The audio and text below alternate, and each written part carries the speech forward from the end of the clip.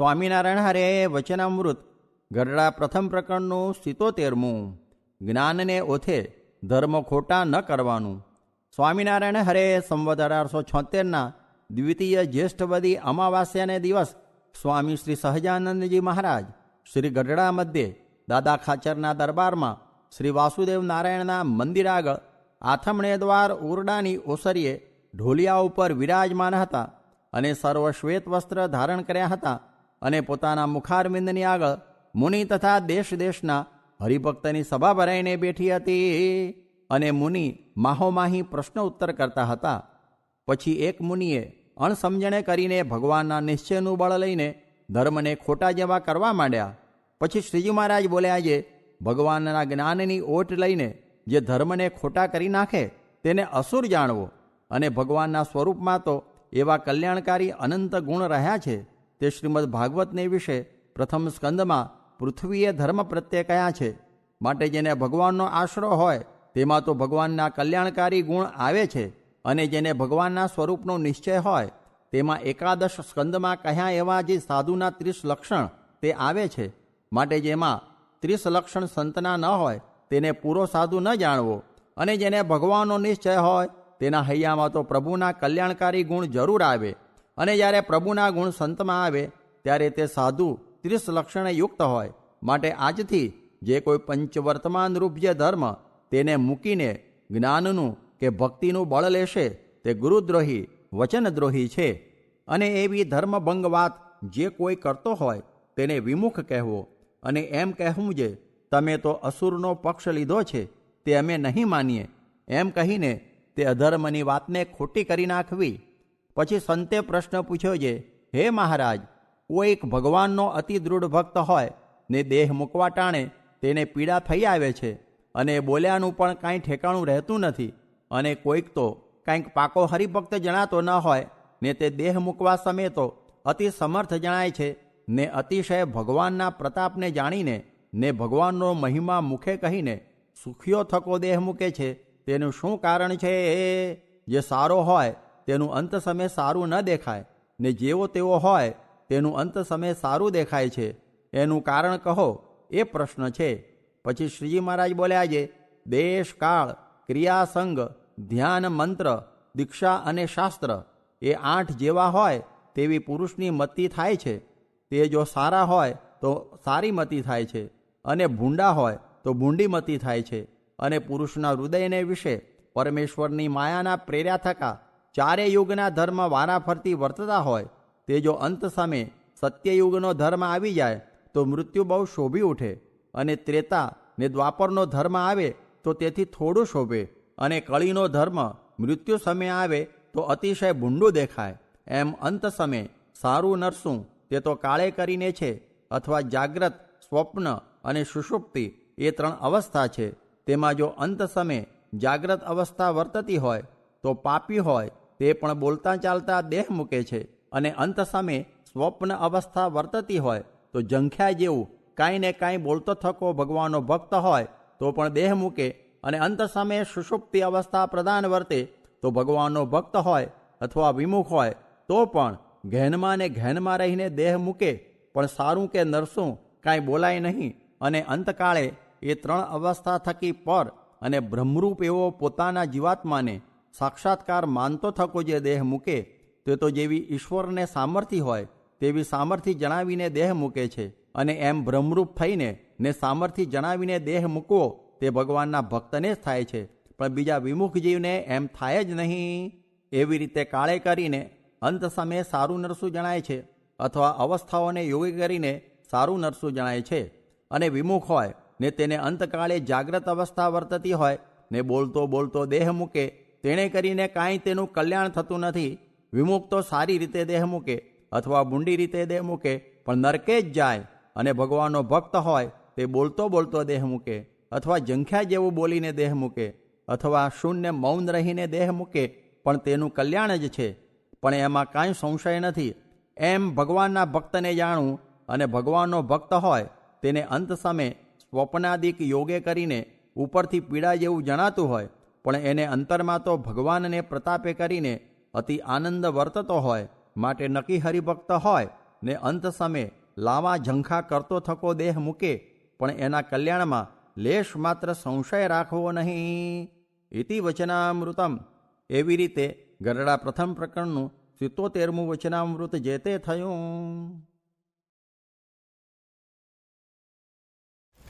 સ્વામિનારાયણ ભગવાનની જય. અક્ષર પુરુષોત્તમ મહારાજની જય. ગુણાતીતાન સ્વામી મહારાજની જય. ભગતજી મહારાજની જય. શાસ્ત્રીજી મહારાજ, યોગીજી મહારાજની જય.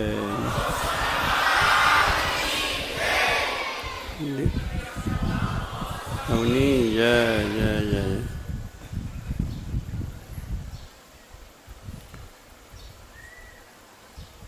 ભગવાને આપણને આવો મોંઘો મનુષ્ય દેહ આપ્યો છે. હવે એ મોંઘો એટલે એની કિંમત નથી છે, એટલી એની કિંમત છે. અત્યારે ઓલા રોબોટ બનાવે છે ને, રોબોટ એટલે માણસના જેવું કામ કરે છે. અહીંથી જાય, કામ કરી આવે, જે કામ સોંપ્યું બરાબર વ્યવસ્થિત પાછો આવે. પણ એ એટલું જ કરે જે એને આ બતાવ્યું એટલું જ. બીજી વખત કરે તો એવું બધે કરી લે ત્યારે. પણ ભગવાને જે શરીર આપ્યું છે એ આપણો કાયમ પણ જે કંઈ કામ કરવાનું છે થયા જ કરે છે. પણ એ મોંઘા શરીર છે એની આપણને કિંમત નથી. આપણને ભગવાને આપેલી વસ્તુ છે, કિંમતી છે, મોંઘી છે, અમૂલ્ય છે, પણ એની કિંમત આપણને નથી, કારણ કે આપણે વ્યવહારમાં સંસારમાં પડ્યા છે. એટલે એના ઉપર જ આપણું તાન હંમેશા રહે છે કે સુખી થઈએ, પૈસાદાર થઈએ, નોકરી ધંધાની અંદર રચા પચા જ રહીએ છીએ. એટલે જે ભગવાન ભજવા માટે શરીર મળ્યું છે એને બદલે આપણે આ બધા કાર્ય કરીએ છીએ. એટલે એ માટે કહ્યું કે મહારાજ કે આપણે આ દેહ મળ્યો છે ભગવાન ભજવા માટે. આપણો દેહ છે શા માટે મળ્યો છે એ ગુણાતીતાન સ્વામી સમજાવે છે કે અક્ષરરૂપ થવું અને પુરુષોત્તમની ભક્તિ કરવી. શાસ્ત્ર માત્ર અને બધા મહાન પુરુષો એ જ કહે છે કે આ દેહે કરીને ભગવાન ભજી લેવા અને આત્માનું કલ્યાણ થાય, ભગવાનની પ્રસન્નતા થાય, એવું જ કાર્ય હંમેશા કરવું. અને બીજી રીતે પણ વાત થાય છે કે આ દેહ કરીને આપણે છે એટલે આ દેહ કરીને જે કંઈ આપણાથી સેવા થાય, પરોપકાર થાય કરવું. આત્મકલ્યાણની વાત કરે છે કે આત્મકલ્યાણ પણ કરવું. એટલે મુખ્ય વસ્તુ એ છે કે તમે કામ, ધંધો, વ્યવસાય, નોકરી, ધંધો બધું જે કરવાનું એ કરો, એનું કોઈ ના નથી કહેતા. પણ આત્મકલ્યાણની જે વાત મુખ્ય છે કે આત્મારૂપ થવાનું છે, કે આત્માનું સ્વરૂપ ઓળખીને, ભગવાનનું સ્વરૂપ ઓળખીને આત્મારૂપ થઈને પરમાત્માની ભક્તિ કરવી છે. એક આપણું મુખ્ય ધ્યેય છે આ શરીરનું. અને એ રીતે એનો ઉપયોગ જો કરવામાં આવે તો ભગવાનની પ્રસન્નતા થાય. પણ માણસને અત્યારે એવું છે કે આટલે વિજ્ઞાને વધાર્યું છે ને ખૂબ પ્રવૃત્તિ વધારી છે. એટલે કોઈ નવરા જ નથી થતા. સવારથી ઉઠે તે પ્રવૃત્તિને પ્રવૃત્તિ જ હોય છે. એટલે ભગવાન ભજવા નવરા કોઈ હોતા નથી. યોગીજી મહારાજ મુંબઈમાં જ્યારે પધારતા ત્યારે ઘણા વખત વાત કરતા કે આ મુંબઈ નગરી અજંપા નગરી છે. મુંબઈની અંદર પશુ પંખીને મનુષ્યને રાત દિવસ જ કામ ચાલે. એટલે સવારથી વહેલા ઉઠે ત્યારથી ધમધમાટ ગાડીઓ, મોટરો, બીજું ત્રીજું ચાલ્યા જ કરે.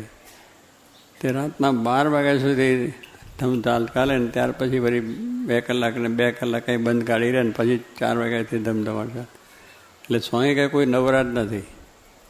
અહીંયા મંદિરમાં આપણે કથા વાર્તા કરીએ છીએ કે એવી બધી વાતો થાય છે, પણ કોઈ લાભ લેવા આવતા નથી. કારણ દરેકને એમ છે કે આપણું કામ કરાવી લઈએ અને આટલું કામ પૂરું થઈ જાય પછી આપણે નિરાંતે ભગવાન ભજશું. કેટલાકને એવું હોય છે, થાય છે, રહે છે, શી ઉતાવળ છે, ઘણો સમય છે, હજુ તો આપણે 15 વર્ષ 20 વર્ષના છે, પછી ભગવાન ભજશું.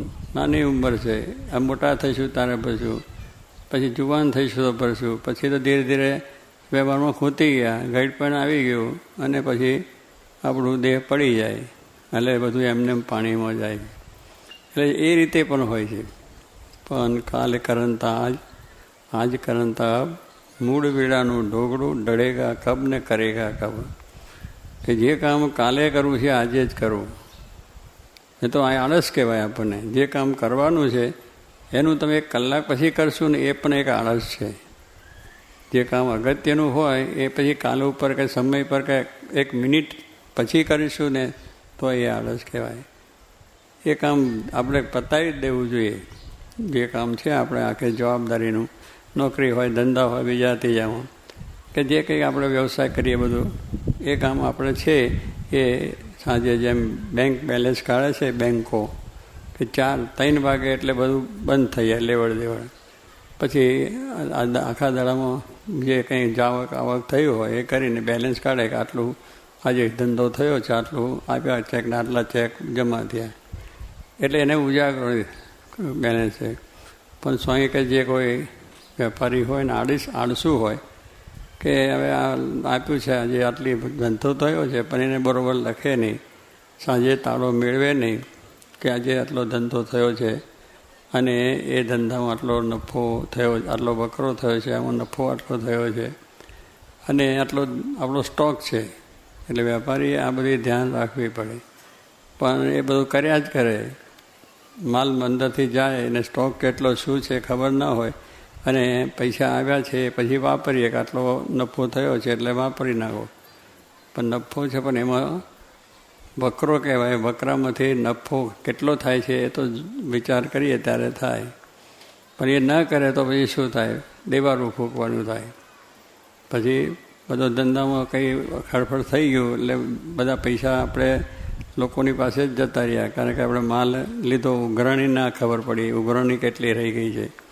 કોઈને માલ આપ્યો, માલ આપણે જે આપ્યો હોય એને પૈસા ના આપી શક્યા. આ બધુંનું ખ્યાલ રાખવો તો જ કામ થાય છે. પણ ન કરે તો પછી શું થાય? દેવારું ફૂંકવાનું હોય. એમ આળસ આવું છે વસ્તુ કે આપણા જીવનમાંથી આળસને પ્રમાદે કરીને આપણે આખું જીવનને વેડફી નાખીએ છીએ ખાવા પીવા મોજ શોખની અંદર, પણ ભગવાન ભજતા નથી. એટલે ઘણાને એમ થાય કે આપણે નવરા થઈશું ત્યારે પ્રભુ ભજીશું. ગુણાતીતાનંદ સ્વામી કહે છે કે નવરા થવાશે નહીં અને પ્રભુ ભજાશે નહીં. નવરા થવાય એવું છે, પ્રવૃત્તિની પ્રવૃત્તિ છે એટલે ટાઈમ મળે નહીં. સવારથી સાંજ સુધી આપણું વ્યવસાય, જેમાં દ્રષ્ટાંત આવ્યું ને આપણે અહીંયા ભાઈ શેઠ હતા, વેપાર કરતા, તેલનો દબાવ કરે અને આનાનું તેલ લેવા, 2 આનાનું તેલ આવે, એવી રીતનું તેલ લેવા અને આપે. ઘણા કંઈ બધા આવ્યા કરે અને એમાંથી હાથ પડે ત્યારે 4-8 આના પોતાને બચે, બાકી બધું કંઈ બચે નહીં. હવે એક ધંધો એને ચાલ્યા જ કરે. અખંડ એવી રીતની પ્રવૃત્તિ કરે ત્યારે એટલું મળે ને એમાંથી નિર્વાહ કરે. પણ એને બીજો ધંધો કરવો, વ્યવસાય કરવો એ બધી વસ્તુ નહીં, પણ એની અંદર કરે. મહાત્મા આવ્યા, મહાત્માએ કહ્યું કે આ બિચારો આખી જિંદગી આમને આમ જશે, 2 પૈસે ભેગા થશે નહીં. એટલે એને દયા આવી કે ભાઈ પારસમણી હું તને આપું. પારસમણી એક એવી ચીજ છે કે જે લોખંડને અડાડે તો સોનું થઈ જાય. અત્યારે આપણે એ બધી જોવા નથી મળતું, પણ એ એક વસ્તુ છે કે એ પારસમણી એવી વસ્તુ છે કે જે કંઈ લોખંડ હોય એ લોખંડને સોનું બનાવી દે. હવે એવી વસ્તુ એને આપી. આવી વસ્તુ આપીને કે તું હવે કરજે, હું 6 મહિનામાં પાછો આવીશ. ત્યાં સુધી પછી વેપારમાં પડી ગયા કે હવે તો કઈ છે, પથ્થરો છે, આમ છે, તેમ છે. કારણ એની કિંમત ના રહી. એને એના મહિમા સમજાયો નહીં કે આમાંથી સોનું થાય છે. એના માટે આવું તો માર્યા કરે ગપ્પા લોકો બધાને, આમ તેમ છે. કારણ કે એને ધંધામાં ધ્યાન હતું.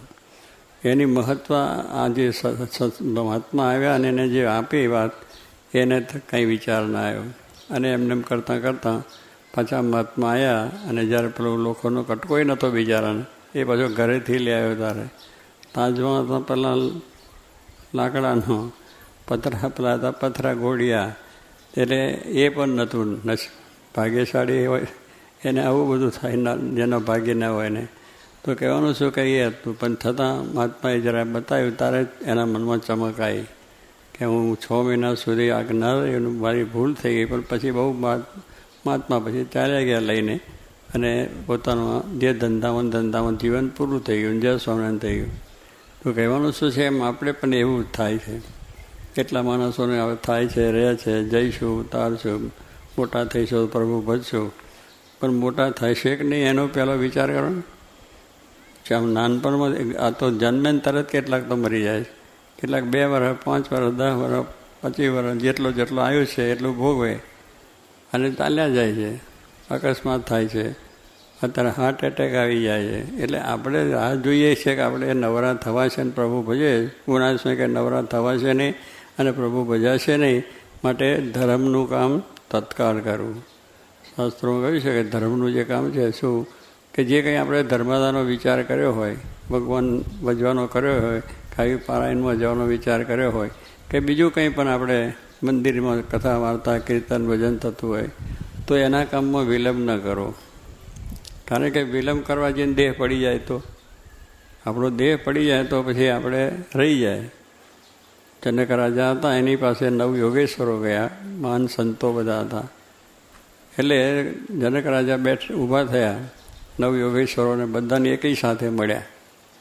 તો પહેલાં કહ્યું, જનક રાજા આવું કેમ કર્યું તમે? બધાને એકને મળવાનું હોય એ સારું લાગે, આ તો ભેગા માથું ગાલીને તમે મળ્યા. તો જનક રાજા જ્ઞાની હતા, તેને કહ્યું કે આ એકને મળવા જવું અને એમાંથી 2-3 જણ રહી જાય, મારો દેહ પડી જાય તો મને બધાને મળવાનો દર્શનનો લાભ લેવાનું રહી જાય.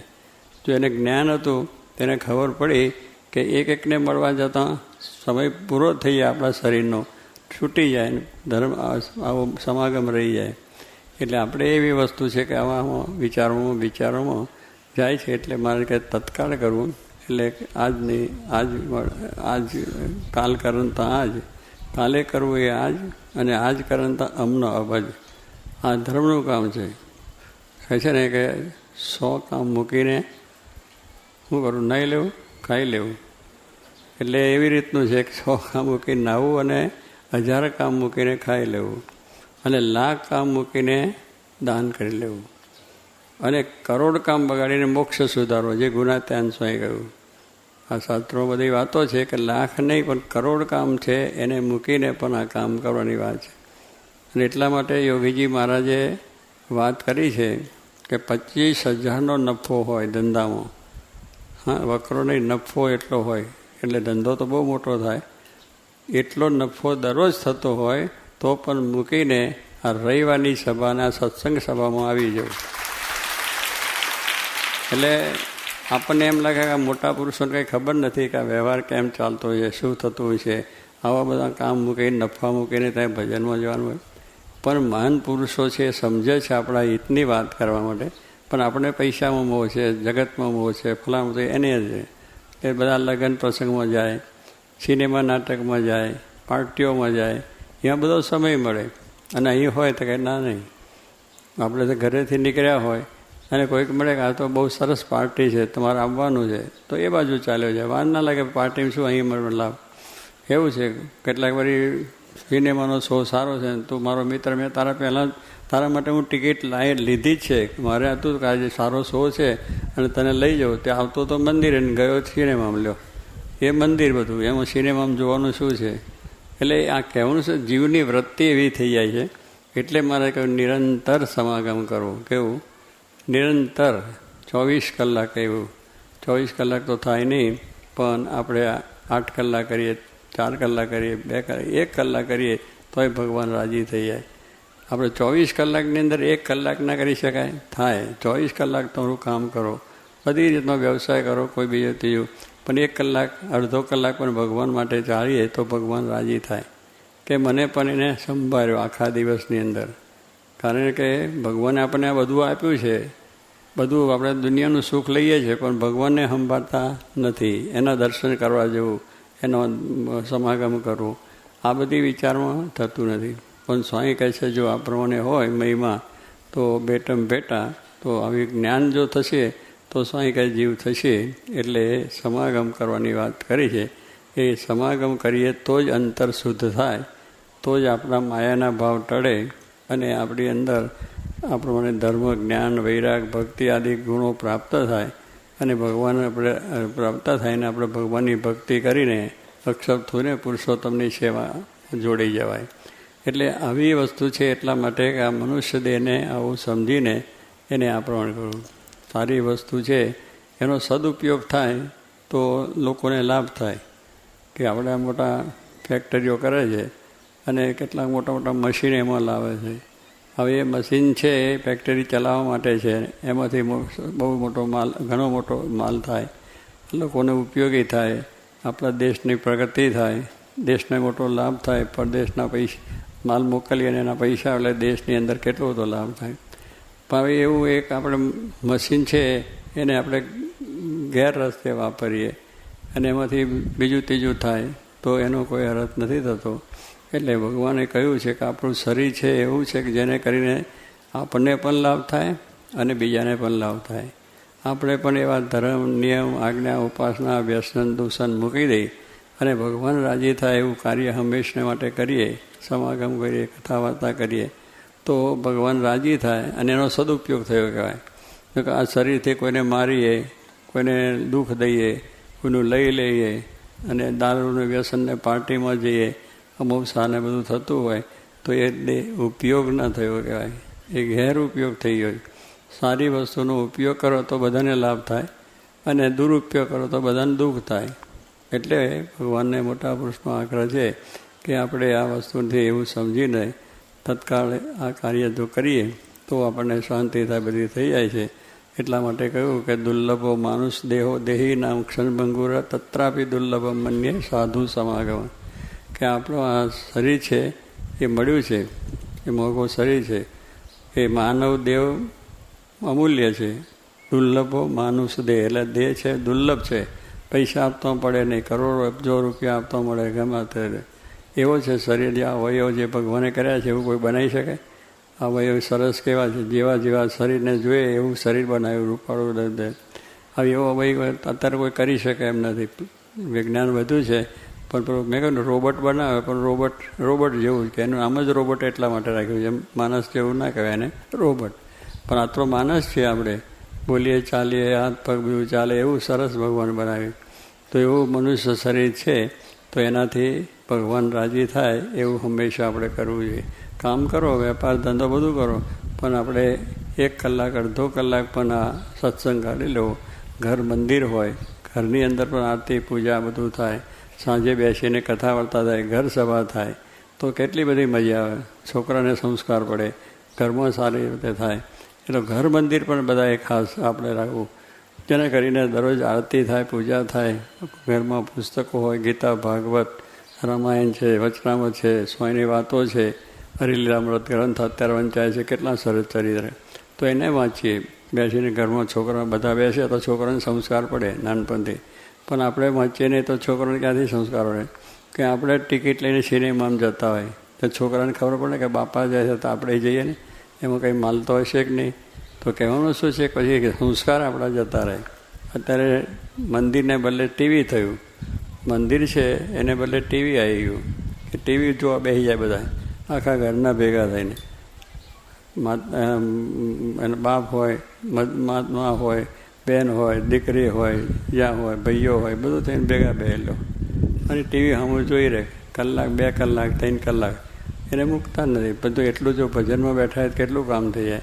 સંસ્કાર પડે, શાંતિ રહે, સુખ રહે, કુટુંબમાં સંપ રહે અને એકબીજા પ્રત્યેનો પ્રેમ વધે, આપણી ભક્તિ વધે, સત્સંગ વધે. વાંચો, પુસ્તક વાંચો, ગીતા, રામાયણ, મહાભારત જે છે, વચનામત આપણે છે, શિક્ષાપત્રી છે, કેટલી સરસ આપ્યું છે.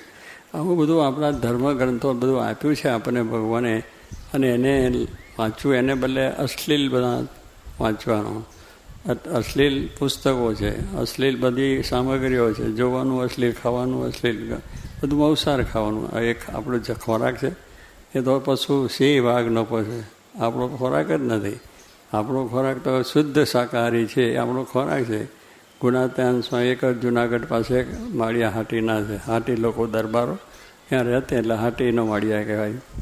હવે એ દરબારોને ત્યાં સ્વામી ગયેલા અને બરાબર તે રામા હાટી કરીને હતા, બહુ આગળ પડતા હતા અને જરા બધી રીતે પૂરા દારૂ પીવે ને બધું અનેક જાતનું કરે, માંસાહાર ખાઈને પશુઓ મારી લાવે ને એનું માંસાહાર બધું ખાઈને એવું કરતા હતા.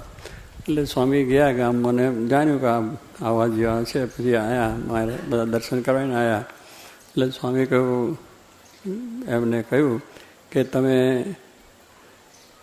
માંસાહાર ખાઓ છો એ આપણો ખોરાક નથી, કારણ કે એ પશુનો ખોરાક છે. અને જો તમે આપણે છે પશુને દાળ ભાત રોટલી દાળ શાક ને સૂપ સારામાં સારું તમે એને વાનગીઓ કરીને આપો તો એ ખાય ખરો સી કે ના ખાય? કેમ કે એનો ખોરાક નથી. તો પછી તમે માણસ છો, તમારો ખોરાક એ છે એ માંસાહાર છે, તમને ખાવ તો શોભે ખરું માણસને? તો કે ના મહારાજ. એ કહ્યું કે તમે માણસ થાવ. અત્યારે તો પશુ છે ને પશુનો ખોરાક ખાવ એટલે પશુ જ કહેવાઓ તમે. માટે હવેથી આપણે શુદ્ધ શાકાહારી છે એ કહો. તો કહેવાનું શું છે કે આવો જો સમાગમ મળ્યો, મોટા પુરુષ મળ્યા, તો આપણને સાચી વાત સમજાય કે આપણો ખોરાક આ નથી, આપણો ખોરાક આ. આજે માણસને એ જ બધું ચાલે છે, પાર્ટીઓ પણ એની થાય છે અને બધું ચાલે છે. માણસ વિચાર કરવો જોઈએ, કોઈ પશુને મારીને આપણે સુખી થઈએ? એનોય આત્મા છે, એને ભગવાને જીવન આપ્યું છે, તો એને જીવવા દો. તમે જીવો. માણસનો ધર્મ શું છે કે પોતે જીવે અને બીજા જીવે. બીજાને મારી નાખવાનો અધિકાર આપણને નથી. ભગવાને દરેકને જન્મ આપ્યો છે, માણસને આપ્યો છે, પશુઓ પંખી બધાને જીવ આપ્યા છે. એ જીવો બધા પશુઓ પંખીઓ બધા, એને મારીને આપણે ખાવાનું. ભગવાને ખોરાક આપ્યો છે, તમે ખાઓ, તમે જીવી શકો છો. પણ એવું માણસની વૃત્તિઓ થઈ ગઈ છે, કારણ કે પશ્ચિમનો વાયરો અને સંસ્કાર લઈને આપણી સંસ્કૃતિને સંસ્કાર બધા આપણે ચાલે. એટલે આપણા સંસ્કાર છે એ આપણો છે. સાચું ધન, સાચી સંપત્તિ એ આપણો ખોરાક, એ આપણું જીવન છે, કે અધ્યાત્મ જીવન છે, ધર્મ છે, ભગવાનનું ભજન કરવું, એ બધી સંપત્તિ સાચવીએ એટલો આપણે સુખ્યા થવા છે. એનું પ્રસારણ કરવું. અત્યારે પ્રસારણ બધું અશ્લીલનું જ થાય છે. નાટકને સિનેમા ચેટકને એનો પ્રચાર થાય, એની વાતો થાય, એની બધું થાય. એના માટે લાખો કરોડો રૂપિયા ખર્ચાય છે. લોકો ભગવાનના સંત માટેની વાત આવે કે અહીંયા શું કામ છે, એ શું જરૂર છે? જેથી આપણું ઉન્નતિ થાય છે, સંસ્કાર આપણા અંદર થાય છે, એ વસ્તુમાં આપણી ઉપેક્ષા છે ને પહેલાં થતું નથી. એટલે જ આપણે ભગવાને દયા કરીને આવો મનુષ્યને આપ્યો છે. તેનાથી આપણે જે કંઈ કથા વાર્તા કીર્તન ભજન થાય છે એ માટે આપણે જીવન ધન્ય બનાવવાનું છે. આજે આ સમય આ પારાયણમાં બધા જે લાભ લઈ રહ્યા છે, તમને બધાને ધન્ય છે અને બધાને બહુ આશીર્વાદ છે કે ભગવાન તમારામાં આવા ધર્મના સંસ્કાર રહે, બધા સુખ્યા થાવ, એ જ પ્રાર્થના. સ્વામિનારાયણ સ્વામીએ વાત કરી જે કર્મ વિપાક નામે ગ્રંથ છે તે મહારાજે વંચાવ્યો હતો. તેમાં કહ્યું છે જે આ પાપે કરીને આ રોગ થાય, એ પ્રકારે તેમાં ઘણો વિસ્તાર કર્યો છે.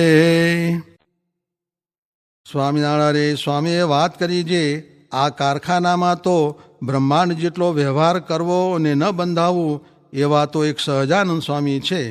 ને આ કામ તો કેવું છે જે 8 ડોકડા ભારની ઉંદરડીને માથે 1000 મણનો પાટડો ઊભો પડે તો ઉંદરડી ક્યાંય દેખાય નહીં એવું છે. તે મહારાજે કહ્યું છે જે ગોપાળાનંદ સ્વામી ને મુક્તાનંદ સ્વામી તે પણ ઉતરતા જેવા રહે કે ન રહે. માટે આપણે તો ભગવાન ને સાધુ એ બે જ રાખવા, અને સોનું રાખીને તે ઉપર રૂપિયા દેવા, તેમાં ખોટ ન આવે. ને બીજા વેપારમાં તો ખોટ પણ આવે. માટે આત્મનિષ્ઠા આદિ ગુણ છે, પણ ભગવાન ને સાધુ જેવું કોઈ નથી. સ્વામિનારાયણ હરે સ્વામીએ વાત કરી જે ફિરંગી નિત્ય કવાયત કરાવે છે, તેથી તેના માણસ બહુ ખબરદાર થાય છે. તેમ જે કથા વાર્તા પ્રશ્ન ઉત્તર કરવા સાંભળવાનો અભ્યાસ રાખે તેનો જીવ વૃદ્ધિને પામે ને તેમાં બળ આવે, પણ તે વિના બળ ન આવે. ને જે આળસુ થઈને બેસી રહે તેને શું સમાસ થાય? સ્વામિનારાયણ હરે સ્વામીએ વાત કરી જે આ જીવે કરોડ કલ્પ થયા મન ગમતું જ કર્યું છે, તે એટલા કલ્પ પણ કહેવાય તો નહીં. પણ હવે તો આ દેહ કરીને ભગવાનનું ગમતું કરી લેવું, ને આજ્ઞામાં યુક્તિ ન કરવી, ને આવે એટલું ભોગવવું નહીં, ને ત્યાગ કરતા રહેજો, એમ સર્વને કહ્યું. સ્વામિનારાયણ સ્વામીએ વાત કરી જે લોક, શાસ્ત્ર ને અનુભવ એ 3માં મળતું ને ન મળતું તેની વાત મહારાજે કહી છે. પરણીને સ્ત્રી રાખે તે 3માં મળતું, ને વ્યભિચાર કરે તે લોકમાં ન મળે, હૈયામાં ન મળે ને શાસ્ત્રમાં ન મળે, ને હૈયામાં સુખ ન રહે, તેમજ નાતમાં જમે તે ત્રણેયમાં મળતું ને વટલે તે ત્રણેયમાં ન મળતું, એમ તપાસ કરવો તે વેદ પ્રમાણે વાત છે. સ્વામિનારાયણે સ્વામીએ વાત કરી જે સભાની વાત બહુધા લાગે નહીં, એ તો એકાંતમાં પૂછવું સાંભળવું ત્યારે સમાસ થાય છે, ને સમાગમ કરે તેનો સંગ લાગે ત્યારે તે સમાગમ કર્યો કહેવાય. તે જેમ પાણી લાગે છે એમ જ્યારે સંગ લાગે ત્યારે તેના તો અવયવ ફરી જાય, ને સંગ તો કેવો છે તો એને લોભાધિક દોષ ન મૂકવા હોય તો પણ મુકાઈ જાય, ને જો દોષ મૂકવા હોય તો પણ જો ઉતરતો સંગ થઈ જાય તો મૂળગા દોષ વધી જાય, એમ સંગમાં રહ્યું છે. સ્વામિનારાયણ હરે સ્વામીએ વાત કરી જે 1થી 50 માળા સુધી જો એકાગ્ર દ્રષ્ટિ રાખે તો સુખે ધ્યાન થાય, નિકર સંકલ્પ થયા કરે. સ્વામિનારાયણ હરે સ્વામીએ વાત કરી જે નાગર ગવૈયા પાસે બતિયા તેરી શ્યામ સોહાવની આવે એ કીર્તન બોલાવીને વાતું કરી ને કહે જે આ કલાક લેખે લાગી, બાકી બધી ખાલી ગઈ. તે ઉપર દ્રષ્ટાંત દીધું છે. એક ગામને પાદર પાવડિયામાં આયુષ્ય લખેલ કે કેનુક મહિનો, કેનુક 2 મહિના, કેનુક 6 મહિના ને કોકનું વરસ. તે એ ગામમાં એક બ્રાહ્મણ રહેવા જતો હતો. તે વાંચીને પાછો વળ્યો ત્યારે માણસે કહ્યું છે એમ નથી, આ તો જેણે આ ગામમાં જેટલી ઘડી ભગવાન ભજેલ ને ભગવાનની કથા વાર્તા સાંભળેલ તે બધી ઘડી ભેળી કરીને જેટલી થઈ તેટલી જ આવરદા પાવડિયામાં માંડી છે, કેમ જે બાકીની તો એળે ગઈ છે. એમ આપણે પણ એવું છે જે જેટલી ઘડી ભગવાન સંબંધી થયું એટલી જ ઘડી સાચું છે, ને કામમાં, ક્રોધમાં, લોભાદિકમાં જેમાં જેટલી કસર અહીં રહેશે તેટલી ક્યાંક ટાળ્યા પછી ધામમાં જવાશે. સ્વામિનારાયણ હરે સ્વામીએ વાત કરી જે મુંબઈ જાય તો સત્સંગ થોડો ગાશે, ને તેથી મોસંબી જાય તો વધુ ગાશે, ને તેથી કાપકુરાન જાય તો સાબદો ઘાસી જાય. માટે ઘેર બેઠા રોટલા મળે તો વધુ સારું, આઘું જાવું નહીં, ને શેર પાટણ સેવવા નહીં, ને સુખ તો સત્સંગમાં જ છે. ત્યારે કોકે કહ્યું છે તમારી આજ્ઞામાં રહે તો, એટલે સ્વામી કહે હા, આજ્ઞામાં રહે તો સુખી થાય, ને આજ્ઞા બહાર પગ દે તો દુઃખ થાય. આજ્ઞા ને વચન એ બેમાં જ સુખ છે, અને તેમાં મોક્ષ પણ રહ્યો છે. જુઓ ને જાનકીજીએ આજ્ઞા બહાર પગ દીધો તો હરાણા, ને એક કડિયો કરાચી ગયો. તે ભારે કમઠાણ ઉઠાવીને ₹15,000 ભેળા થયા. પછી મેં અહીંથી કાગળ લખ્યો છે ભાગી આવજે, જાજો લોભ કરીશમાં. પછી ન આવ્યો. તેમાંથી શું એ થયું તે બધાએ ગયા, ને પોતે માંડ બાયડી છોકરા લઈને ભાગ્યો, એમ પણ થાય છે. સ્વામિનારાયણ હરે સ્વામીએ વાત કરી જે પુસ્તકમાં તો વાતો લખી હશે પણ કોઈને તે કામ આવી નથી. કાજે વચનામૃતની આખી પ્રતિઓ પાસે પડી રહ્યું, ને વળી ભણેલા તે પણ સત્સંગમાંથી ગયા છે.